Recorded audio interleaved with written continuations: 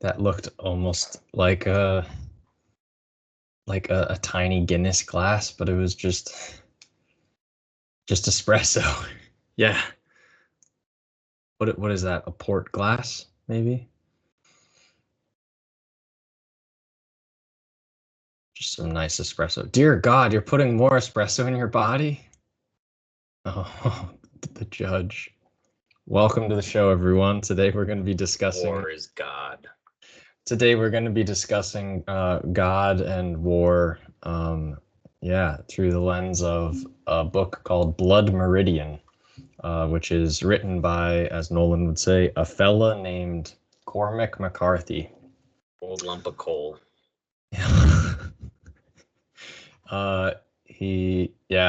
Cormac. We're not going to do a rundown of Cormac McCarthy because you have internet and you can look him up. But he is an author, very well known, highly regarded author. I think he passed away in the past year or two. And this is a story that Nolan recently read. I read within the last 2 years, and we've read some of his other stories, but this book is something else. So yeah, without further ado, let's hop into this blood-soaked desert, as it were. Oh, Blood Meridian, or the Evening Redness in the West. Right. Has that two is titles. Its official title, as all interesting stories do. That's not true. Just some of them do. This is a story that is a Western by appearance, but is like a subversive Western. Essentially, in a lot of ways, you could explain it that way. Do we want to like outline like some of the characters first before the plot, or just plot along with the plot, revealing the characters as we go? I mean, like I've said before, there is no plot. This doesn't really have much of a story or a plot or anything like that. It does kind of like amble on through the vast wilderness. Yeah, it's like Let's do a Western characters then. version of Moby Dick. I mean, basically, it's about an unnamed protagonist, only referred to as the Kid, who finds his way in Texas, and then goes on a trail of blood-curdling violence across Mexico, and ends up back in the U.S. It takes place in the like mid 1800s, before and then eventually after the Civil War. I'm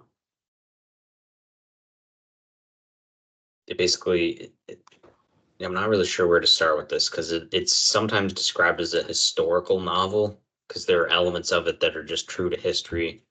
Like he meets up with a fictionalized version of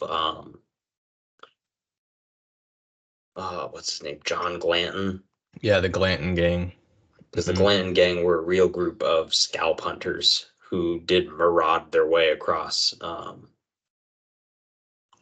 Arizona and like Mexico, hunting Apache and Comanche natives for their scalps and then selling them for money. The perfect summation of America right there. Killing Indians and scalping them to sell for money. That's America right there. Well, yeah, the 1800s was basically one long bloodbath or war against the Native American tribes. Mm-hmm. You can pretty cleanly chart it from, I guess it kind of ended when they made Oklahoma a state, because I think once they made Oklahoma a state in the mid 20th century, it was, kind of the end of a lot of the last large reservations. Yeah, that's true. Because it basically took the last like big chunk of indigenous land and just said, nah, that's just America now. You get like a couple square feet in the middle. Yeah, obviously I say engine not because that's my term, but that would be America's term at the time, and far worse than that as well. Yeah. That I guess before we launch into the book, it should be noted that in terms of recommending this book is a little archaic and hard to get into at times, because there's not necessarily a clear narrative through line. But on top of that, it is also extremely violent. Yeah, I was gonna say And we need to vile. we need to make that very clear. A lot of the like ways we will talk about it has to do with the like experience that you have while reading it, and it's like objective description of violence is like utterly terrifying, and then it's like just brutality that is described also is, yeah, vile, as you said. A lot of uses of the N word in this one. That is Not for the also faint. true. I Very, forgot. very casually. I forgot about that. Yeah, that There's is. a dude who just has a necklace of tongues. Yep. Yeah, there's all Doesn't kinds of fun doesn't stuff. the kid get that? Eventually, yeah. Yeah. I forget whose it is initially. I don't think it's Maybe Toad Toad. Vines. I thought it was Toad Vines. It might be. I think it's the guy who's with Toad Vine. David Brown. Yeah, I had a serious problem with keeping track of the characters in this story. Yeah, it's David Brown, and it's not tongues, it's human ears. Ah, that's right. Yeah, human ears. I've seen that before in a few movies. I think that was ripped straight from historical fact, which is why part of this is based on, like, or is considered, sort of semi-real to history. Bone Um, tomahawk. mhm. That's all I was thinking of. Yeah, so I Um, think that's part of the reason we've decided to do this one. I reread the book, like you said, really recently, but we've also both watched a lot of TV shows and movies in the last 6 months that are very related to this, or at least owe quite a debt of gratitude to this. for sure. I just finished 1883, for instance, which I was pleasantly surprised with, um, Mhm. for many reasons, but we won't go down that rabbit hole. But um, another piece that this story perfectly encapsulates, as you said offline, is manifest destiny. Um, in its brutality, in its like, um, what's the word? Entitlement. I think Yeah, like really really captures that idea quite well. There's an entitlement to the manifest destiny that I think echoes through to nowadays as well. Um, well, it's largely described by the actual main character of the book we haven't mentioned yet, the judge, mhm. functions as an antagonist of sorts.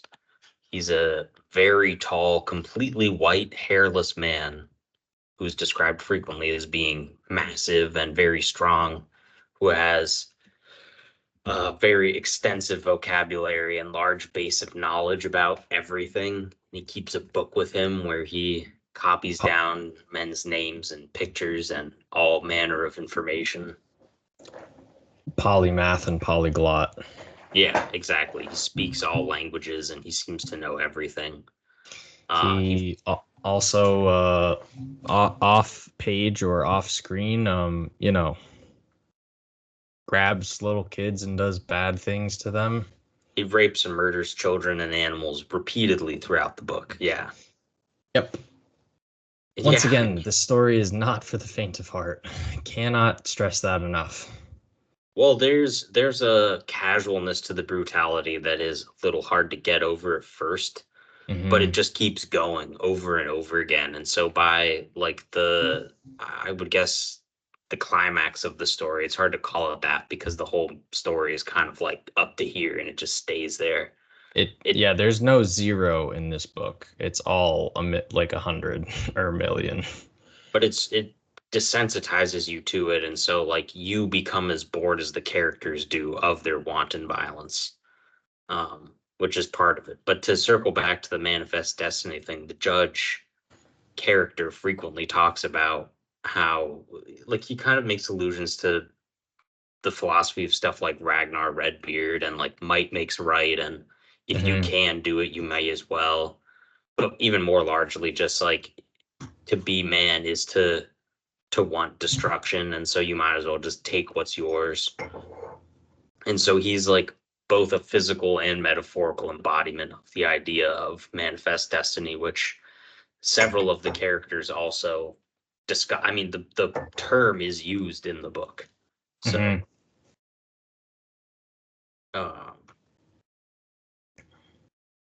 yeah, I guess without further ado, we might as well describe what brief plot there is. Just a hilarious, circling back to the ear necklace. That is a character named Bath Cat. It's his necklace. Yeah, the names in this are wild. First of all, just the main character's name being the Kid. No name. Love that, honestly. Judge Holden, who is referred to as the Judge, as you just went over. John Joel Glanton, who's loosely based on a real person. Is Bath Cat Australian?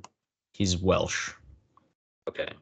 Because I know they talk about the Van Demons. He did go to Australia, and it's hinted that he was a convict because he has like a tattoo on the inside of his forearm. Okay. But yeah, he, hunted Aborigine people, so that's fun. Toad Vine is a character that you're introduced to pretty early on, I believe. Anti-Queequeg. What? Oh, have you ever read Moby Dick? Haven't. Oh, never mind. Never made it through that. Uh-oh. Yeah. Uh-oh. I never even tried to read it, actually, so I definitely need to read it. I know you recommend it, and David really liked it as well. It's along the same lines as Blood Meridian. That's the cruel irony of being an English teacher and having so many books, is that there's always just some huge like obelisk of literature that hasn't been explored that you can always read, which is both daunting, but also just like, what? You're an English teacher. Why haven't you read this? It's like, all right, I'm sorry. Damn. Well, Blood Meridian, thankfully, is like the end of the Western canon. So basically, you don't need to read anything more contemporary than this. I'm not kidding. Like there are no novels that are described by old white academics that would come after this book that are included in that. Yeah, echelon. He definitely has picked up the baton from Faulkner in a lot of ways, and compared to Faulkner, with his style of writing. But anyway, yeah. Faulkner, the Bible, Dante, Milton, Melville. Yes.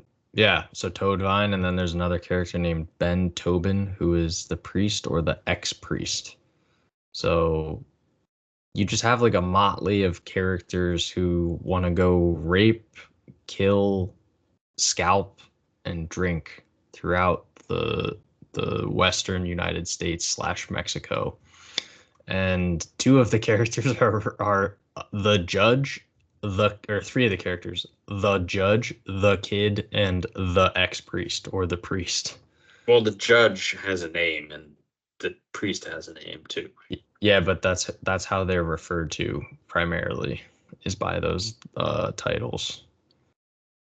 I mean, some of the people call the judge Holden, and some of them call the priest Tobin, but the kid is only ever referred to as the kid. Yeah, I definitely took great inspiration from. Actually, I started writing my book that way before I read this book. because you turned me on to reading this book, and then I started reading it and was like, oh shit, I'm basically trying to write it in a similar style without realizing it existed before. But there's no way that my story has as good of sentences as this one, because the McCarthy style is remarkable, and I would just say very profound. I mean, we can get into some of the quotes later, I guess, but well,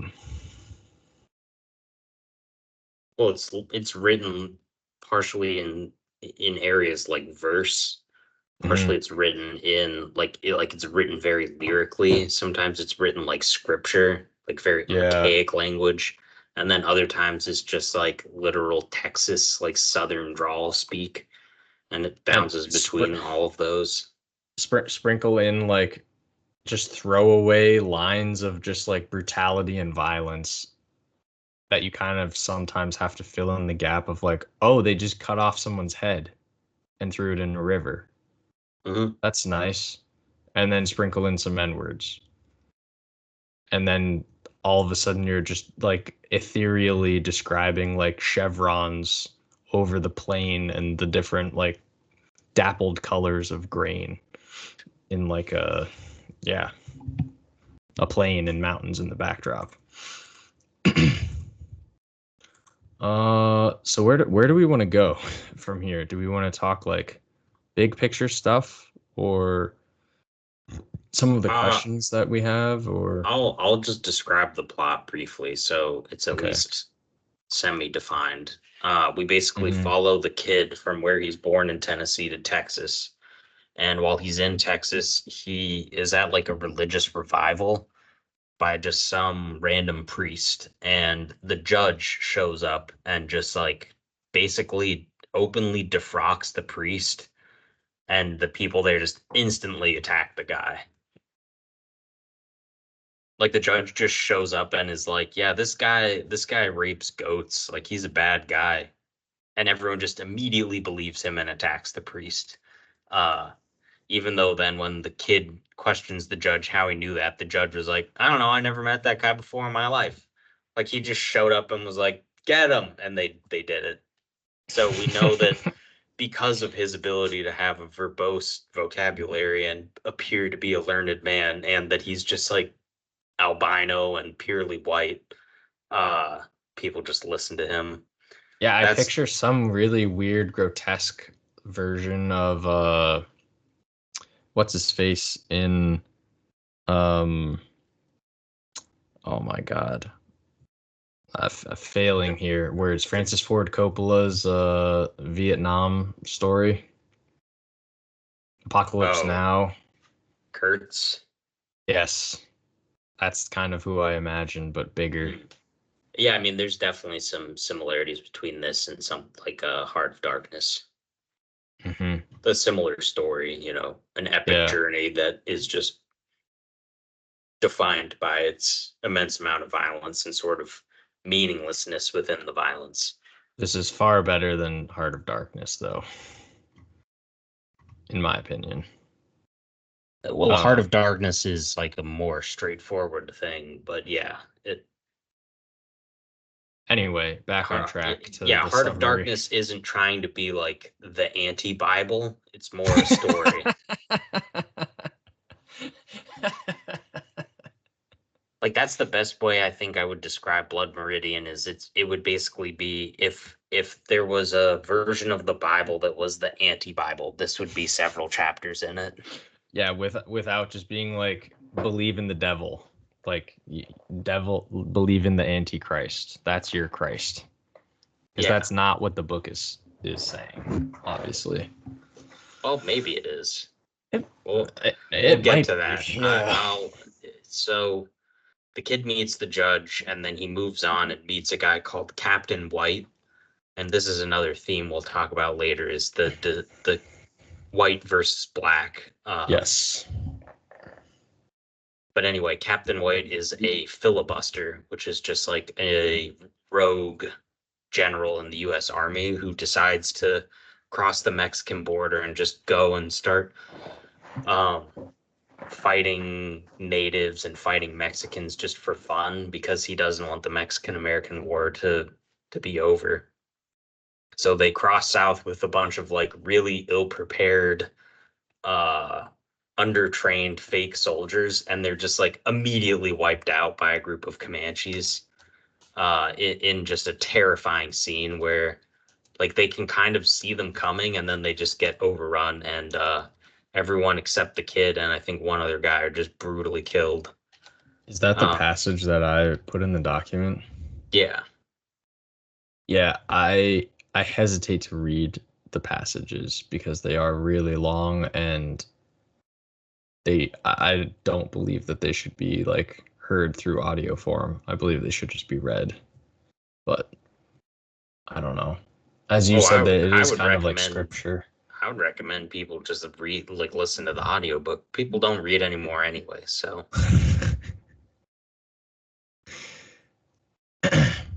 There's a great like 14-hour audiobook on YouTube. You just go on there and listen to it and put it on in the background. Yeah, especially at like Christmas time. That would be perfect. That's when I would choose to listen to it. But that's anyway, so they all die. The kid ends up in a jail in the Mexican town of Chihuahua, where he's freed by Toadvine, and Toadvine convinces him to join the Glanton gang, which are scalp hunters. And so at first their mission is basically that they're going to protect local villages and towns from the Apaches, which they do. And so this is at the point where he joins up with Ben Tobin, all the Glantons. There's like the Van Diemers, David Brown, Bathcat.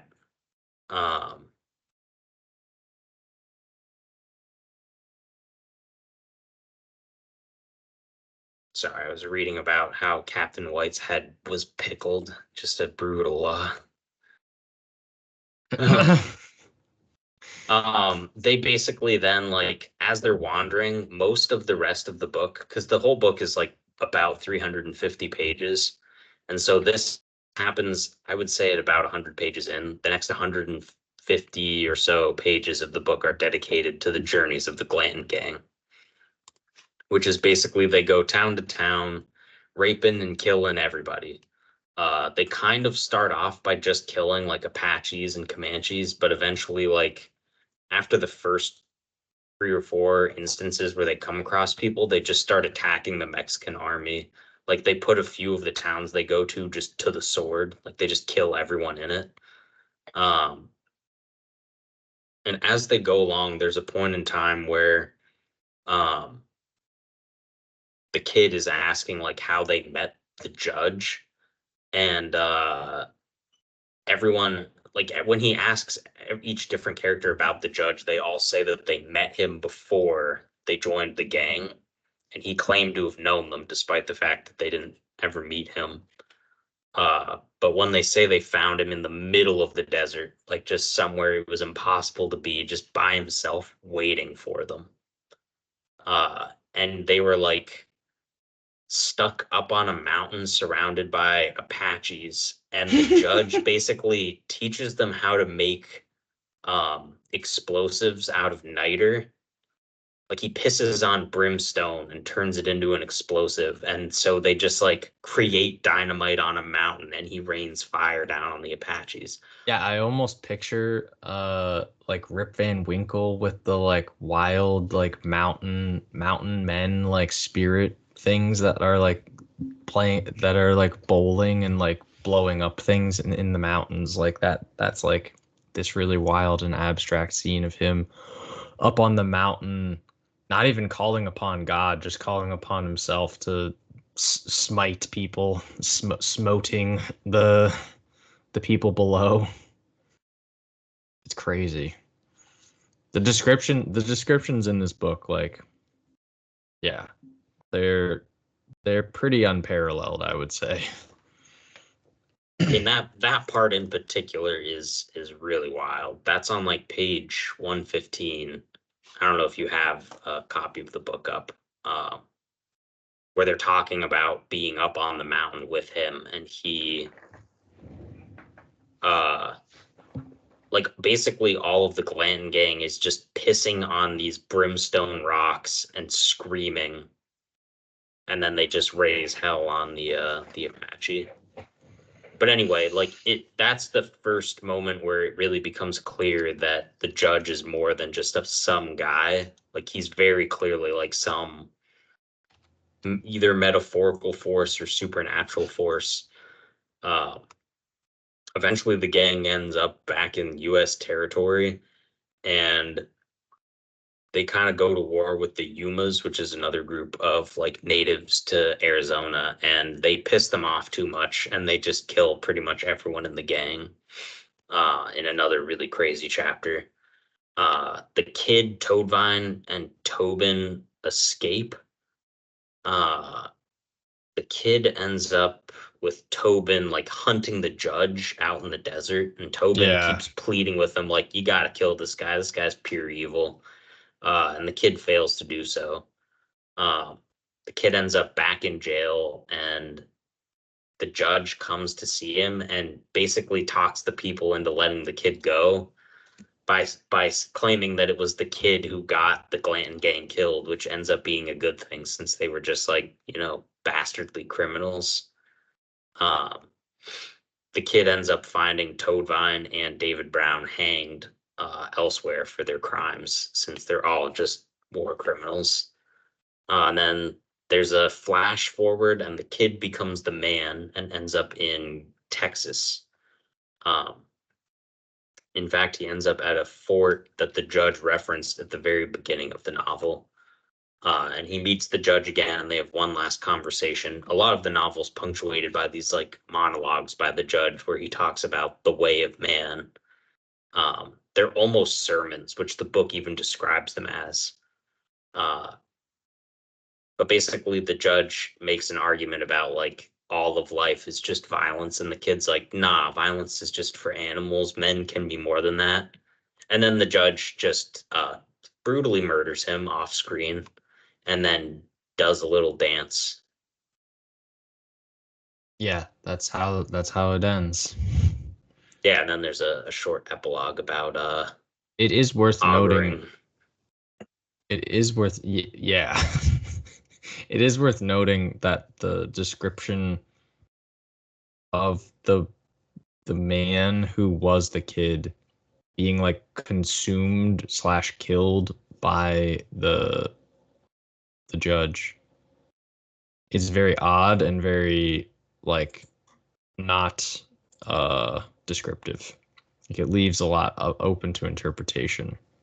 Like whether or not the man is like raped or killed or just like eaten slash like consumed by this demonic manifestation. Well, he Yeah. he basically leaves the bar they're in. The man leaves the bar and Hmm. goes out to the bathroom, and the judge is just already in there waiting for him, despite having just been inside. And the judge is just naked and like hanging out, and all it describes it as is that the judge gathered him in his arms against his immense and terrible flesh. Yeah. That's all it says. And then later, two other people try to use the bathroom, and they just are terrified by what they see. Because presumably it's, just the man has been skinned alive or something terrible. Yep. And yeah, then there's that great final paragraph where the judge like literally is just dancing and fiddling. And it just says he will never die. He never sleeps, the judge. He is dancing, dancing. He says he will never die. The book just kind of repeats that over and over again. So yeah, in terms of a story, if you're going to read this looking for a straightforward narrative, you're not going to get anything out of it, especially with regards to like Western stories, as this is not a story about a hero, even though it sort of sets itself up as a hero's journey and as a Bildungsroman. It's It ends definitely up more of an basically, anti-hero journey, yeah. or like not even that, but that's the closest thing to it, I guess you could say. Hmm. But there's all these moments they're talking about not only the difference between white men and black men, but just like white and black in terms of morality. And it compares the two things to each other, like white men versus black men, and ultimately saying, like, I think the one of the points of the book is saying that, like, not only is there no difference between like types of people, but that type of morality is in all men, and it only like the violence is inevitable if the environment that they're put in is violent. Yeah, that is certainly true. I did want to also mention something that is historically true, because you kind of touched on the fact that it's this story, obviously you can put in a few different genres, but historical fiction or realistic fiction is somewhat accurate to some extent. Um, but like one of the things, I'm just on like a forum that someone was explaining historical aspects, and they're talking about how the Mexican government commissioned basically different bounty hunters essentially to go out, or like mercenaries to, kill Apaches and Comanches. And yeah, basically part of the inclusion of paying for scalped Native Americans was you would receive $50 for a woman's scalp and $25 for a child's scalp. So yeah, they did not discriminate. In fact, they paid you for your efforts of brutality and violence. Mm-hmm. um, yeah, it's an unfortunate aspect of history in North America, but the story expertly captures that and demonstrates it for you to the nth degree, I would say. I mean, the most fascinating part of the novel is that it doesn't appear to really take a side. That's why I Yes. describe it as like anti-biblical, because the whole point of the Bible is that it is rooted not only in like a certain type of mysticism, but like that mysticism points to a very stringent scale of morality, Yeah. even though, that morality is still steeped in violence, especially with regards to the Old Testament. But like this isn't about like a type of morality whereby your rule is righteous. The judge is basically arguing that violence itself is righteous, and that there's some like release of tension in the world that's caused by violence. Yeah, and to reinforce that point, it never is showing the judge as being like, there's no moral judgment about the judge. It's just like, this is what he's doing. And other characters obviously are like, what the fuck, man? What why? Yeah, But like like, Toadvine and Tobin are both like upset by some of his actions, but ultimately they're also both just like warlord criminals. yeah. Um and so I think there is great power in objectively sort of describing characters and the horrificness with which they sort of mete out um yeah, violence. um I think that's part of the power of this story. While it doesn't take a moral stance on violence per se, it is basically, I think, making a statement that violence is part of the world and violence is part of humans, and it is something like, there's something there to it, that it doesn't say that you should fight against the violence. It's more just kind of like trying to show and prove to you that it's something that exists, and there are forces out there and there are people out there who are going to do this, unfortunately. Well, that's the point that the judge makes, but that's part of the like objectivity of the novel is the kid and then the man that argues against this. Hmm. Yeah, so obviously the story itself is very existential. We can go down a lot of different places now that we sort of laid out everything. Yeah, I mean, to add to what you were just saying, I think the book does deify the judge. There are Definitely. direct, like I was saying before, there are direct allusions to, like literary allusions to Paradise Lost and Milton's work, in addition to Moby Dick and Melville's work. And I've not pulled them all up here as a point, mainly because I'm not going to do a lecture on uh, all of this literature, but like Right. the judge is meant to be someone that is like more capable and competent than everyone else. And so just in terms of being more knowledgeable and being more um perhaps fatherly makes him into a character that is larger than life.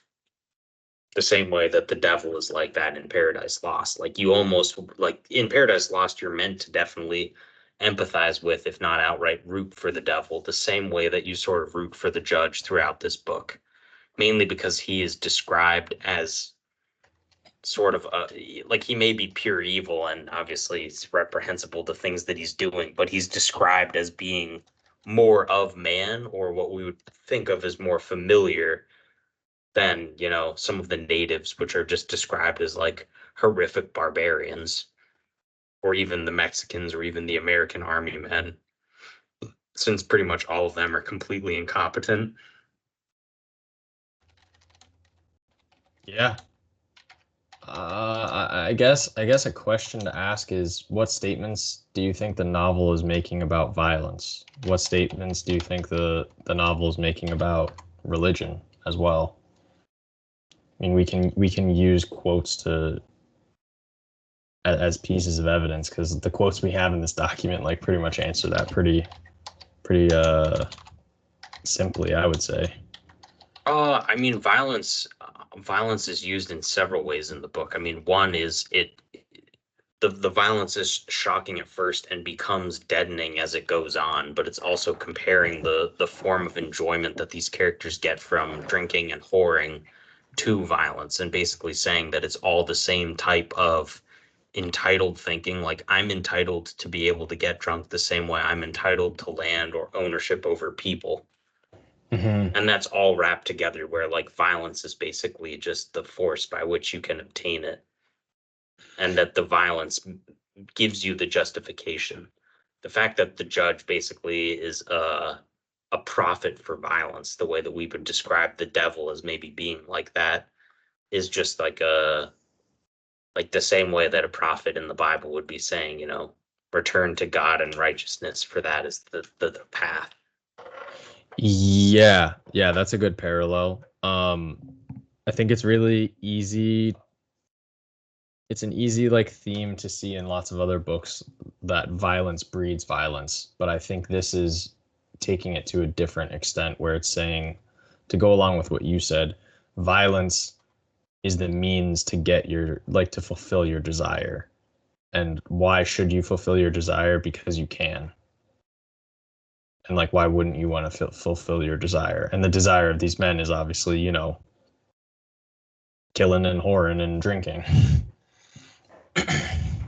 And then also, like, they're doing this under the guise of America, or under the guise of being paid by the Mexican government. So like, they have further justification for their actions by these systems that are in place, these machines, if you will, that are using them as cogs. And they're just like, well, yeah, I'm going to do that. Why wouldn't I do that? I can do it. Well, also the fact that the what exists of the narrative basically just tracks the life of the boy to him being a man, Mm-hmm. directly from his birth to his death, which is bookended by meteor showers, Yeah. which is clearly like, you know, I don't know what that is a direct reference to per se, other than actually charting the moment in time that the kid is born, but it feels very epic. Like, you know, the character in an epic would be born under the meteor shower and then also dies under a meteor shower. But the boy is like born in violence. Like one of the first lines of the book is just like, the kid can't read nor write, and him and his brood's already a taste for mindless violence. All history present in that visage, the child, the father of the man. Like, it's just, he runs away at 14 and he's just already a ball of violence. And then we know by the end that he like sort of decries the violence of the judge, but is just consumed by him after participating endlessly in the judge's, wanton cruelty and scalping people. Yeah, so is the book saying that like no matter what you do, you can't get away from violence? Like you can't get away from the violence of man, the violence of the world? Uh, I don't think so. I think it's saying if you're like born into violence, it will probably consume you in that way. Yeah. I don't know that it's necessarily saying that like to live is to be doomed or damned to a violent life and a violent death. Certainly it argues that man's nature is connected to it, but I think its aims are a lot more like similar to scripture. Like, I don't think it's supposed to be prophetic as much as it's supposed to emulate something like the Bible. Like the way that things ought to be, but not as like a reference point or a textbook, if that makes sense. The way things ought to be This being is the a work opposite. this is a work of art that is meant to emulate the Bible if you view the Bible as a work of art. If the Bible as a work of art can be distilled down, which it can't be because it's paradoxical and hypocritical, the same way that this is paradoxical and hypocritical, then you could basically say that the Bible is about, in some ways, the virtues of man and how to be good despite violence, whereas this is just about reveling in the evil, the dance, if you will, that ends the novel. Right. Because the man decries the dance at the end of the novel when he meets the judge. The judge is talking about like, we're all in the dance. The dance is violence and war and bloodshed, which the judge loves and often talks about. And the kid is like, even dumb animals can dance, and he like points to a bear that's dancing like in the Hmm. bar. But then the judge just murders him and does something terrible to him. And then when it cuts back into the bar, the judge has just slaughtered the bear and is fiddling and dancing away. So that's more so how I view it, is it's more just a description of the thing meant to emulate into a text that is, like I said, an anti-Bible. I know it's been described as an anti-Western or like an anti-Bildungsroman, but I view it even more broadly as just being like anti those types of biblical values. Yeah, that makes sense to me. I think it also uniquely shows what life was like during this time and then uses that as a foundation to also push its ideas further, as opposed to just being like, oh yeah, life was hard back then and people killed each other. Because like I've read, like you were saying at the beginning, like this kind of puts an end to all sort of Western stories, like from there, because you're not really going to be able to surmount this story and what it does as far as like that time period and experience. No, because it does basically put an end to any other perfect evaluative measure for manifest destiny and describing how that thought is a cancer on Western ideology. And I don't mean Western as in the genre Western, I mean Western as in the place geopolitically, the Yes. the West, which for a long time was driven by that imperialist nature of manifest destiny to take what is yours because you can. Yeah, and I guess if I had to like take a step back and try to think about what I'm sort of driving at is it does there's not really like there's he's not taking a moral stance against the violence per se, but I think he is calling into question um, how this time period and what happened in this time period, what we did um, within this country and within Mexico, is also relevant to what is happening today, and basically like the military industrial complex, for instance, with further US expansion or US being Captain America of the world and needing to, you know, mete out punishment or bring justice to other people, but then people do things under the guise of the flag and go back to their baser tendencies, or they act as the judge, or they act with the devil at their elbow, like that quote from the book. I guess that's what I'm trying to bridge here is like, yes, this is a work of historical fiction, but like, how does it relate to what's going on today? Because clearly he like had something in mind, as well as not just being an anti-Bible and showing like the depravities of man, but also like, I think in its violence and brutality, it is like anti-violent and anti-brutality. Like he's not laying a guidebook out of like, yeah, you should just be the judge and embrace him. No, that's what I said. Yeah. Yeah, I guess I would agree with you to a certain extent. It's recontextualizing American history as saying, you know, the concrete on which the country is built is made up of a layer of blood.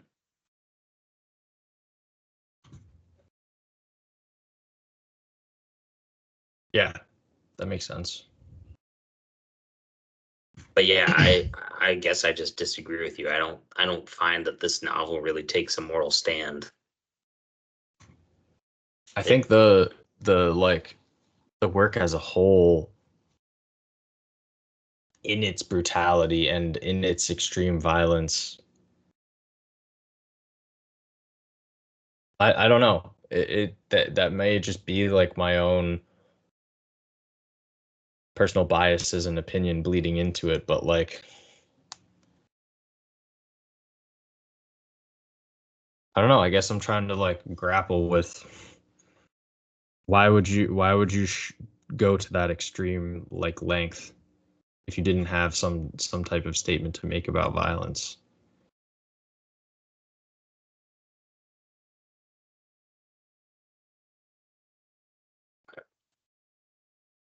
That's the fundamental analysis of the book that people have been grappling with since it came out. Yeah. I don't have I don't have a direct answer, but I guess like if I tried to answer it, then I would say that it feels anti-violent due to its extreme violence and depravity.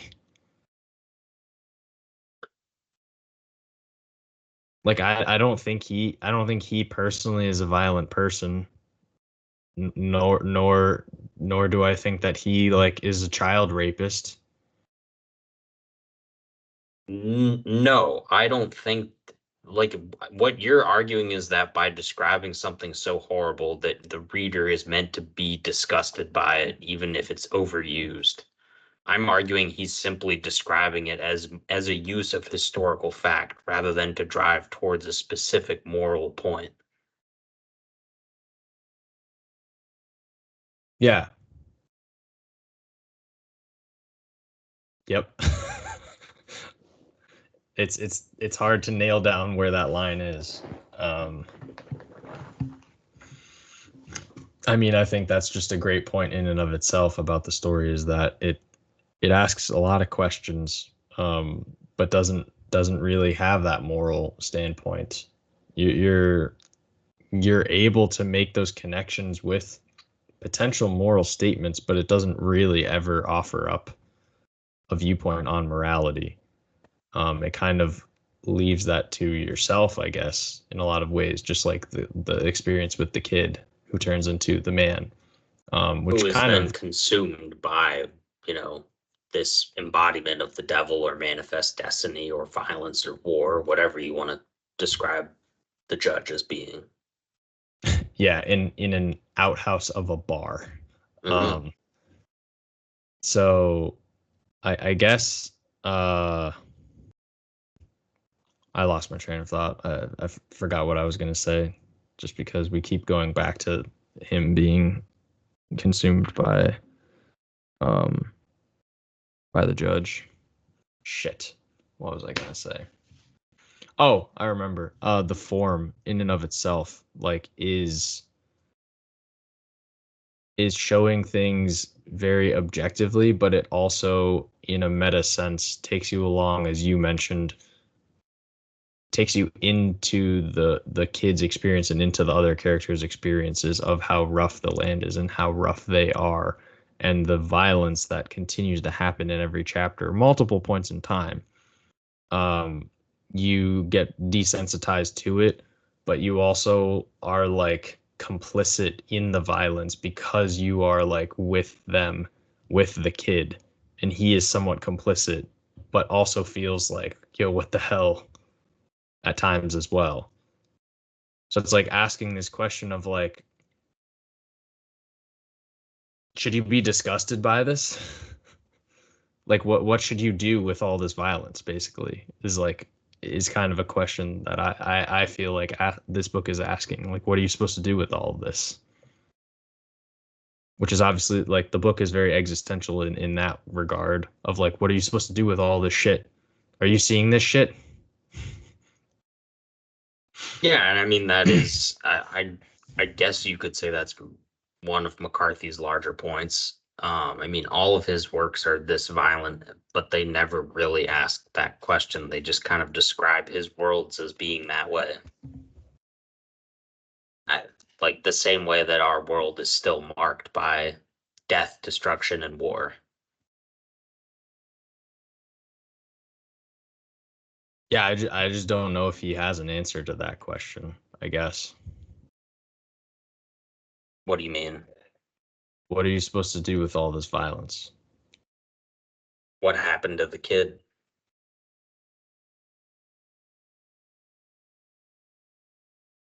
We don't know. That's my point. Okay, I was gonna say, go to bars and go out in outhouses so you can get killed. No, we don't know. Is Right, the book does give you the answer. The answer is we don't know. right, right. And then I think that's reinforced even more heavily by the epilogue. Because there's a short, not even 1 page epilogue then to the story about a guy who's just making holes in the ground and then throwing fire in them. Like the description even of it is like very important. Oh yeah, absolutely.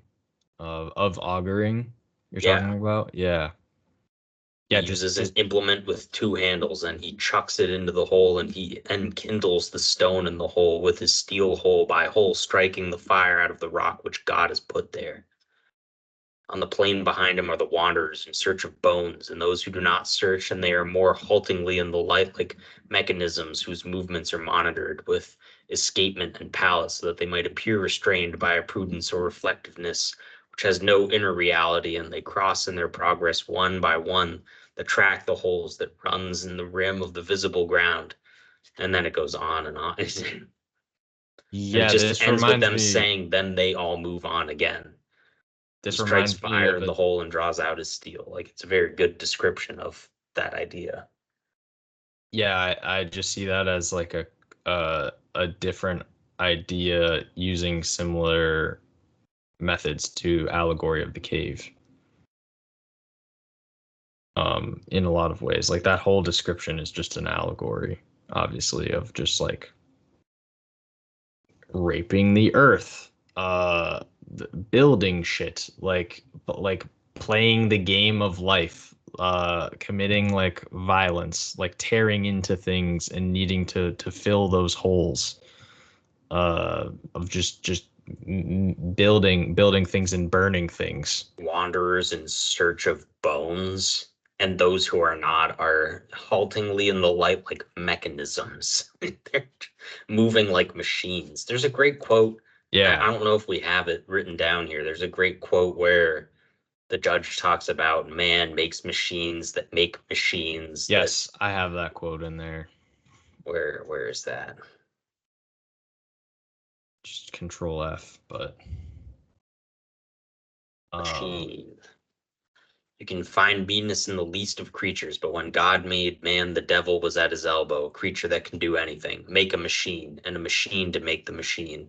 An evil that can run itself for 1,000 years, no need to tend it. Yeah. That's not even the judge that says that. That's just a hermit they come across. Yeah, this is a great point in this episode for us to go down I mean, we talked about the Bible and anti-Bible, but like religion, just because of how many mentions of God there are. And I mean, war is God is just a literal quote from the judge. You can't Whatever really in creation exists without my knowledge exists without my consent. That's from the judge, and it's from like his book that he writes in. The judge has a book that he writes men's names in, and when he does, they die. Mm-hmm. So it's like another supernatural, like devil's book thing. And so men don't want to be written or drawn into the book because they know that that will somehow consume them. And so when he's asked why he keeps the book, the judge says that he wants to collect information about creation, and then says that line that just exists without my consent. Because it's a world, this world of Blood Meridian exists basically without God, or the God in the world is the judge. And he just makes things as he wants to as he goes along. He doesn't see omnisciently like from the sky or something mystical throughout the whole world. He just journeys through the place. Yeah, he's like somewhat trying to like gather information in order to like make sense of it, which is very odd. And all that he's found by studying man is violence, which he loves. Yeah. Yeah, he's almost just like an alien that's landed and is just like, what are these things? What's going on here? What am I allowed to do? These two quotes, I think, kind of get at the religious aspect as well as the question I asked earlier, like, what are we supposed to do with violence, and like, what is the meaning of all this shit? Like, what's the meaning of life? Your heart's desire is to be told some mystery. The mystery is that there is no mystery. It's just like this is what life is. Like, it's not saying to stop searching in a way, but it's more saying that like if you think that there's another quote as well about like the man who believes that the secrets of the world are forever hidden lives in mystery and fear. Superstition will drag him down. So like basically if you just believe that there are things out there that are going to that you can't understand or that are going to like run your life, then you're just like resigned to that mystery and fear. You've resigned yourself to that fear, and will be consumed by the fear, is one way of interpreting it. The other quote is, "It makes no difference what men think of war," said the judge. "War endures." Mm-hmm. So no matter what you do, or no matter what you think of the war and what you think of the violence, it is going to continue. Which is obviously a very depressing quote if you if you get what it's saying, but it's kind of also just factually and objectively true, as we've seen throughout history and as we currently are seeing. But yeah, to reinforce your point, that you're saying is that it never takes that moral stance of like, well, violence is bad. Like I don't think it ever does that. It's I assume you've never seen it, but it's very, very similar to Ichi the Killer, which is like a No. psychological horror action film by friend of the pod, Takashi Miike. Takashi Miike is If an only he was a eccentric. friend of the pod. Yeah, I wish we could get him for an interview. He's an eccentric Japanese director who's made all range of films, but Ichi the Killer is certainly his most controversial. It's basically just like a 2 hour nonstop exploitative violent mess. Like it's just nonstop torture and violence and horrific things. But Classic it is Miike. but it is basically the same as Blood Meridian. It Mm. doesn't take a moral stance. It doesn't say the violence is good, doesn't say it's bad, it doesn't chastise it. But like the effort to go through the film, because it's very difficult to watch the same way that this is somewhat difficult to read, is basically asking you, the audience, like why you're choosing to watch that type of thing. The same way that a book like this might ask you why on earth you would choose to read it. Yeah. Because it's basically up to you to draw your conclusion. It's why I think the book has a deliberately vague ending, or vague ending for the protagonist at the very least. Yeah, and I think that the ending is extremely powerful because of that. That's not to say that you need to have a vague ending to have a good book, but No.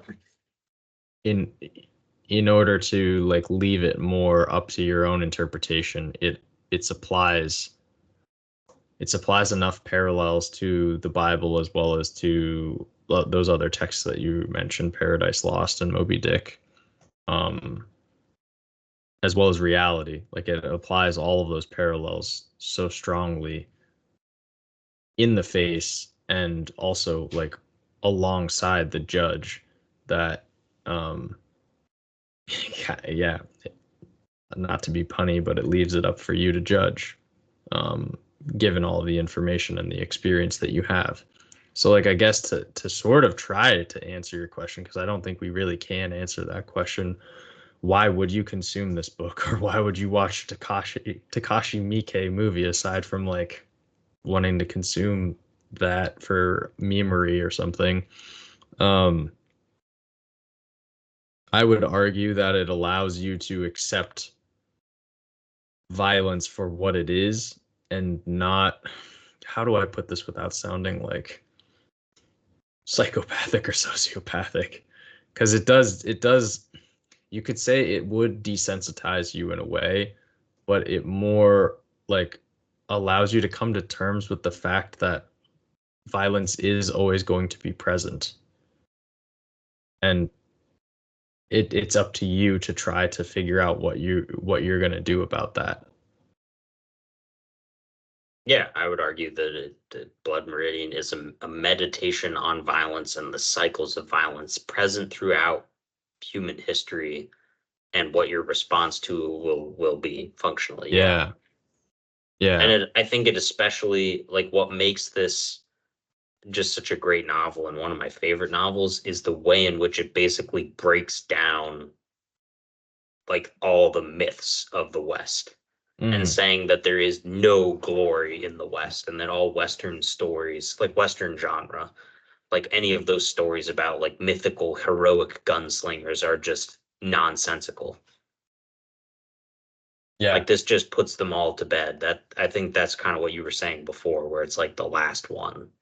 Because it's like, how do you ever come back from that? How, it's not that you can't Well, I said that necessarily based on what enjoy it, you but said. I was just yeah, saying, yeah. building off of what you did. Yeah. But ultimately, I think that's true. Like, how do you ever then go back and just read a nice Western where it's like good sheriff man with gun who's morally virtuous in every way and isn't racist and treats women real good. He goes and shoots the bad men, and the natives were all friendly. And like, I think this book is just like basically paints everyone equally in some really poor light, and set, decries not only the period of time but the hearts of men, and saying that, this incentive for violence will always exist whenever it's possible to drink and have a good time, and the consequence is always the same. you die a brutal death. But so in that way, I think I do agree with you that in some way McCarthy wants the reader to come to maybe a conclusion he came to, that absorbing this much violence is not going to be good for you, and that, you know, there should be a moral case against, you know, just shooting and scalping people. But I don't think it ever needs to like go to that length of description of saying like don't kill children. Yeah, exactly. And I think that's kind of like its enthematic power is that it never comes out and says that. Like it's saying it to you without saying it. It's like clearly this is fucked up. Like clearly you shouldn't be doing this and you should find it reprehensible. But also seeing the violence for what it is. Right? There's no mystery around the violence, to reinforce that quote that I read. Like there is no mystery around it. It is like, look at the picture behind you. There's no mystery. This was all done by humans.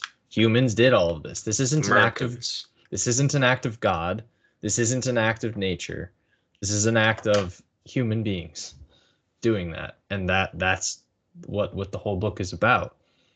This isn't God stepping in and doing this thing. It's not God's machinations through your hands. No, this is men doing what men do in this time period and what men have always done. Well, that's the great irony of the judge as a character, is it opens with him defrocking a priest and having people turn against him, and then being questioned, when did you go to Fort Smith and meet the priest? I didn't.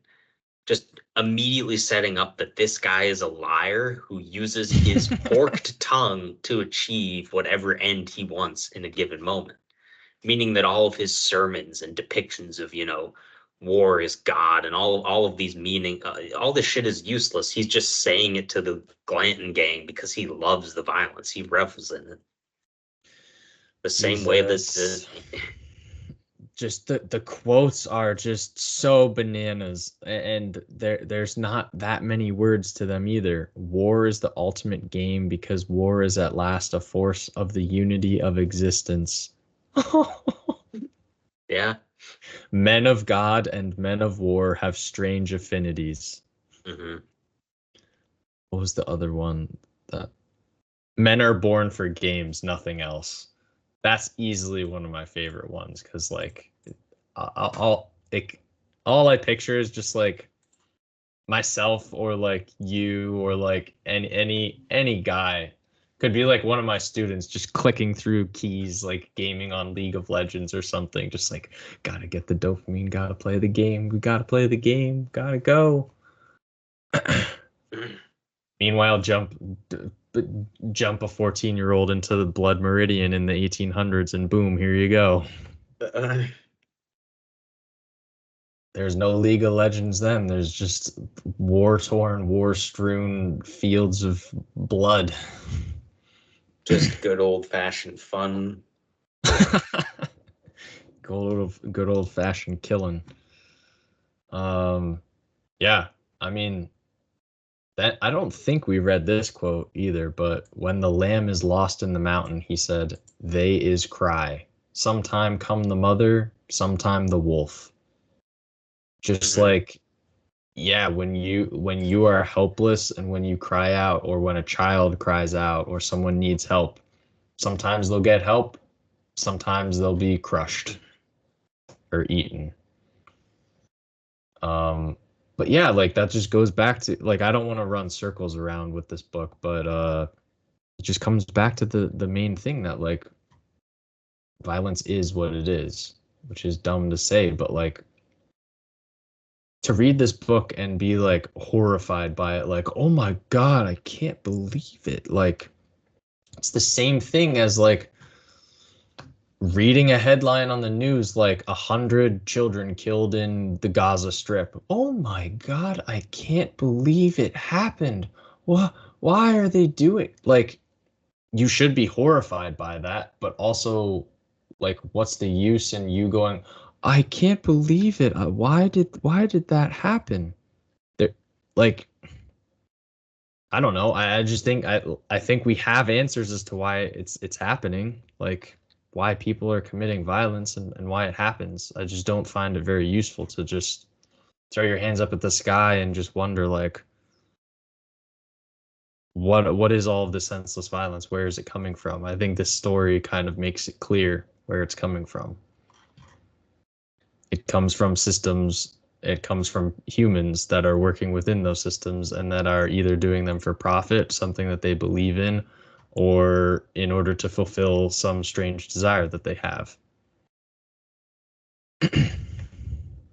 Yeah, I mean, the more depressing part that is evident in all of McCarthy's other work is the fact that for him it is inescapable, and these cycles of violence are something that humanity will never get away from. Yeah. But that's why we have Star Trek to balance out Cormac McCarthy and his very depressing worlds.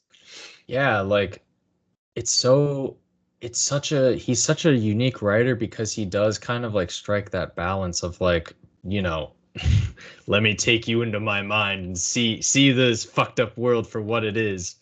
But he's also, I mean, he's not saying that the world is like meaningless and your life is meaningless. There are characters who say that, but um he doesn't just do it for spectacle, which I appreciate. Like everything that he's doing is in service of questions he's asking, as opposed to yeah, just pure spectacle. Well, he writes like many of the great 20th century writers before him, like Faulkner or Hemingway.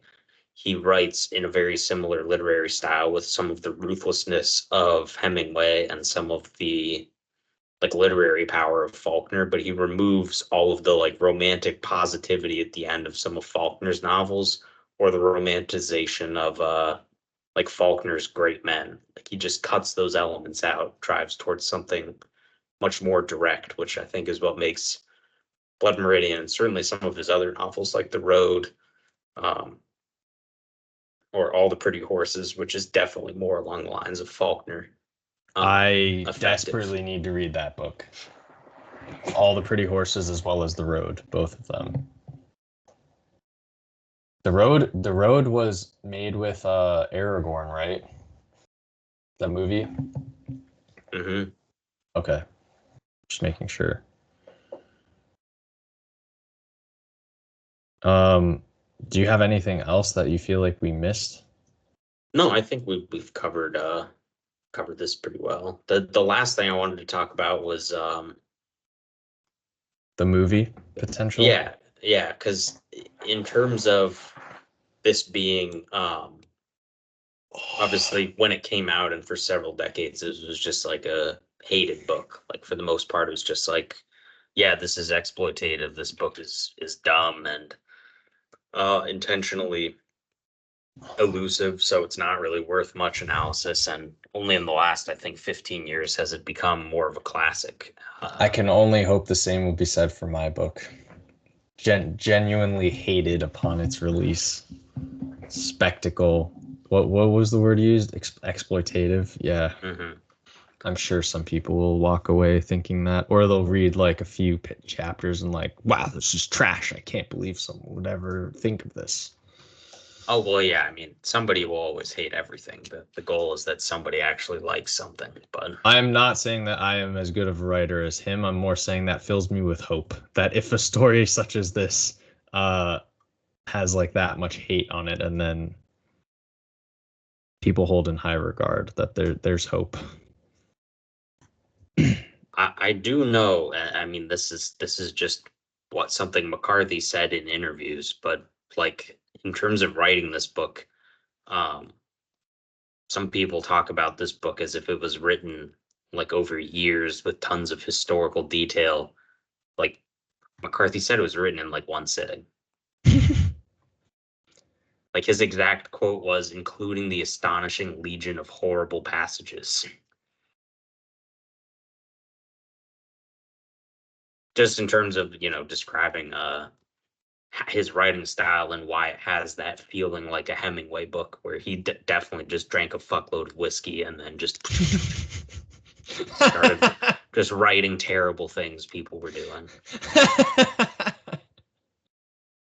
That's absolutely true. It's definitely true. But yeah, I wanted to talk about its potential as a film adaptation, because obviously it's rooted in literary merit and is discussed now as a classic of literature. Sorry, if I could interrupt you just real quick, is that... No.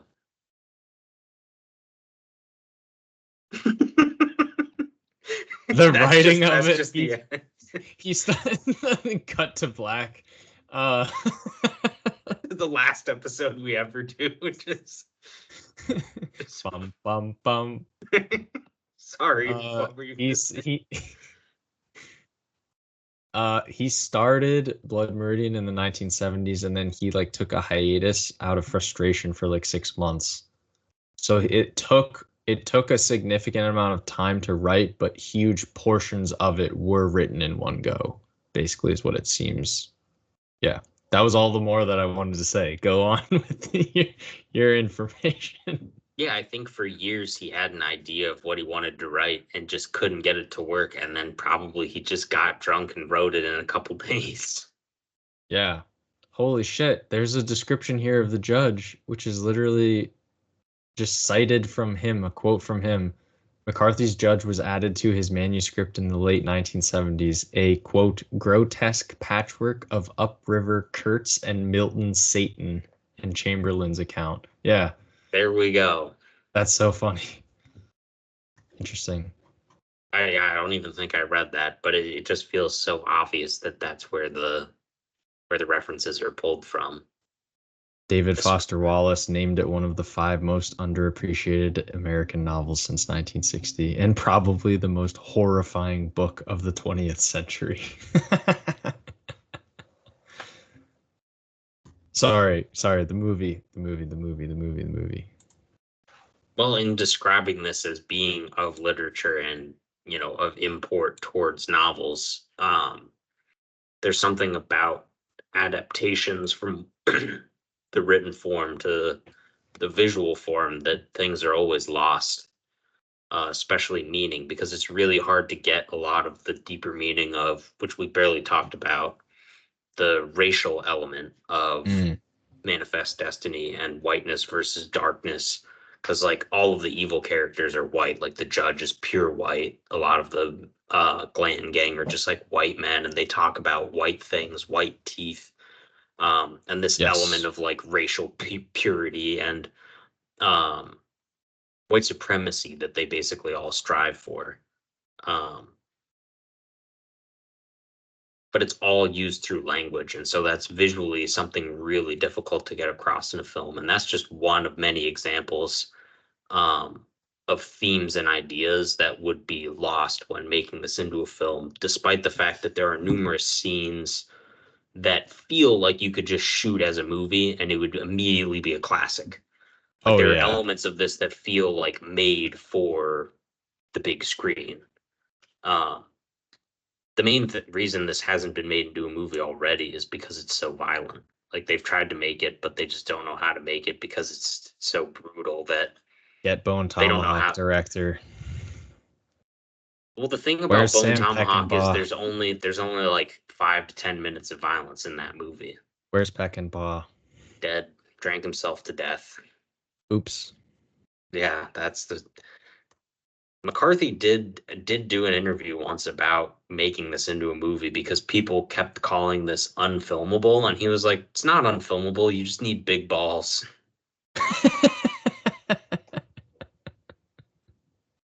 Because for a while,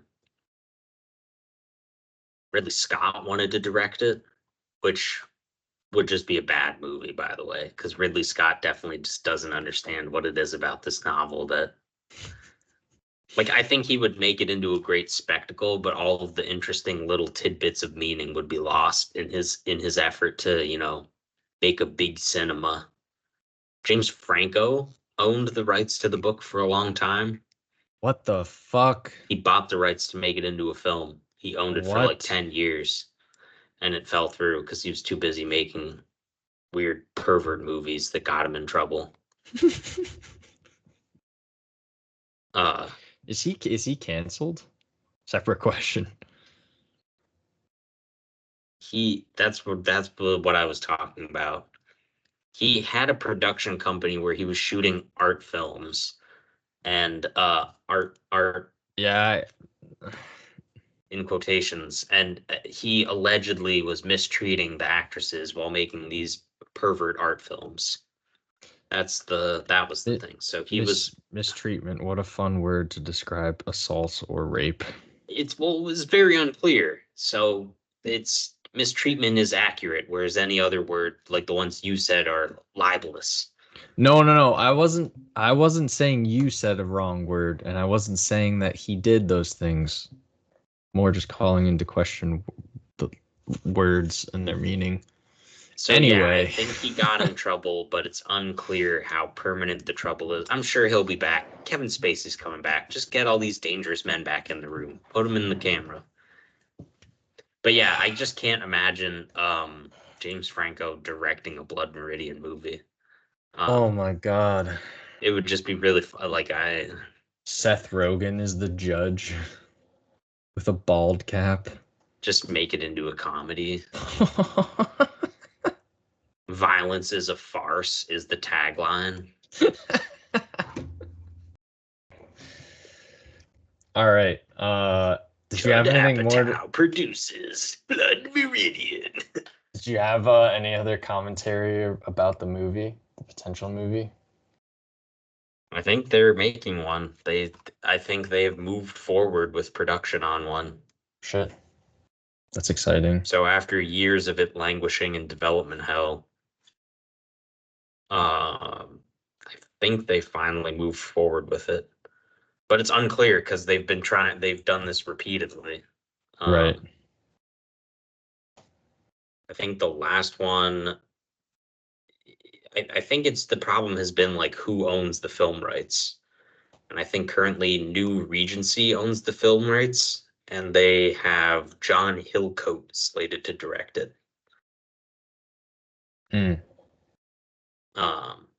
But it might be that was like close to a year ago, and Cormac McCarthy died like 2 months after they reported that. So right. With Cormac McCarthy being a producer or executive producer of the film, it may just be back in limbo forever. But John Hillcoat made the Road film with Viggo Mortensen, so that there was, I guess, some connection there that made people excited. But I don't know how much people actually like that movie. I assume you haven't seen it. I have not. No.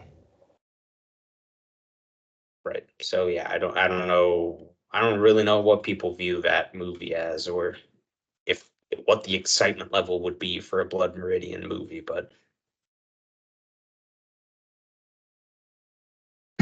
I would say if you really want a Blood Meridian movie, go watch Ichi the Killer. The sheen, the wallpaper, so to speak, is different. Because Oh, I thought you were gonna say the sheen, like the wallpaper in every scene is just caked in blood.